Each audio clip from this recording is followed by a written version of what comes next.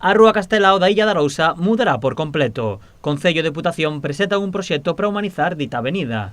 A intervención, que terá un custo de máis d'1.100.000 euros, permitirá que os peóns teñan prioridade de tránsito sobre os vehículos. Vamos a facer unha zona de convivencia sobrelevada con prioridade peonil dende o PK 0+430 ao PK 0+910, donde se crea un itinerario peonil continuo, agradable e amable para os colectivos máis vulnerables e permitindo únicamente o tráfico rodado nun sentido de circulación, desde o PK 0+910 hasta o PK 0+430, coa intención de reducir o número de vehículos que pasan pola avenida, reducindo así a contaminación atmosférica e a contaminación acústica. O espazo dos vehículos será entregado aos peóns, con beiras rúas máis anchas e soterrando todas as redes, tanto as eléctricas como as de saneamento.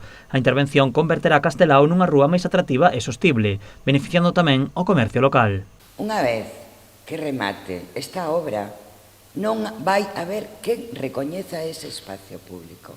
Vai ser de tal calado a transformación, de tal calado que alcalde hai que facer fotos de antes e o despois para que a xente recorde o que había e o que vai a quedar. E como moi ben decía Jaime, unha obra de moita calidade tamén. Nós facemos obras con calidade. O proxecto está financiado ao 70% pola Deputación e ao 30% polo Concello.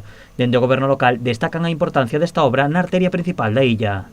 É actualmente unha estrada anquilosada no pasado e que nos xera moitísimos problemas tanto de circulación rodada como de uso por parte do peón ou da propia bicicleta. Non hai nun tipo de orden preestablecido co cual esta actuación, como digo, é ampliamente demandada. Segundo indican dende a illa, nesta estrada prodúcense numerosos accidentes ao longo do ano, aínda que sexan sen gravidade.